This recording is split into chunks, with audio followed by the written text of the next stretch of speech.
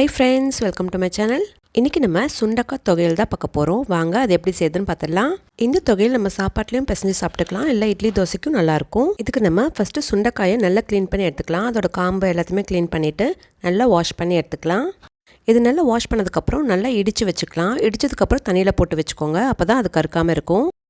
நான் எல்லா சுண்டக்காயும் நல்லா இடிச்சிட்டு தண்ணியில போட்டு வச்சிருக்கேன். இதை நம்ம குக் பண்றதுக்கு முன்னாடி நல்லா வடிகட்டி வச்சுக்கலாம். நம்ம சமைக்கிற வரைக்கும் அந்த தண்ணியிலே இருக்கட்டும். இப்போ ஒரு கடாய் சூடு பண்ணிவிட்டு அதில் 1 ஸ்பூன் எண்ணெய் சேர்த்துக்கலாம். இப்போ நம்ம வடிகட்டி வச்சுருந்த இடித்த சுண்டைக்காயை அது கூட சேர்த்துட்டு நல்லா கிறிஸ்பியாக வர வரைக்கும் நம்ம ஃப்ரை பண்ணி எடுத்துக்கலாம். நம்ம ஏற்கனவே சுண்டைக்காய் வச்சு ஒரு சட்னி ரெசிபி போட்டிருக்கோம், அதையும் நீங்கள் போய் செக் பண்ணி பாருங்கள். சுண்டைக்காயோட கலர் மாறுற வரைக்கும் நம்ம நல்லா ஃப்ரை பண்ணி எடுத்துக்கலாம். சுண்டைக்காயில் ஏகப்பட்ட சத்துக்கள் இருக்குது. இது நம்ம வாரம் ஒரு தடவை சேர்த்துக்கிட்டோம் அப்படின்னா அந்த சத்துக்கள் எல்லாமே நமக்கு கிடைக்கும். சின்ன குழந்தைங்களுக்கு வயிற்றில் பூச்சி இருந்ததுன்னா கூட இது சாப்பிட்டோம் அப்படின்னா அது எல்லாத்தையுமே வெளியேற்றிடும்.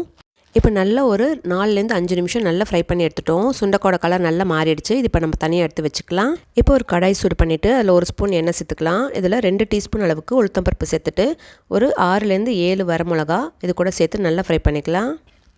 இது கூட நான் ஒரே ஒரு பச்சை மிளகா சேர்த்துருக்கேன். இது கூட 1/2 ஸ்பூன் அளவுக்கு ஜீரகம் சேர்த்துக்கலாம். இது எல்லாத்தையும் சேர்த்து நல்லா ஃப்ரை பண்ணிக்கலாம்.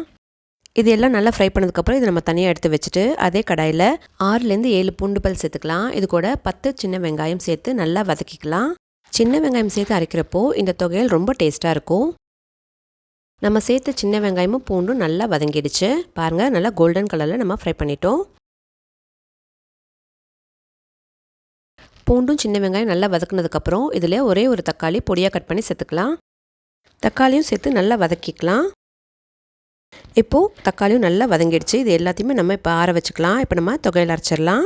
ஃபஸ்ட்டு நம்ம மிக்ஸி ஜாரில் உளுத்தம்பருப்பு, வரமிளகா, பச்சை மிளகாய் சேர்த்து நல்லா கோர்ஸாக அரைச்சிட்டு வந்துடலாம்.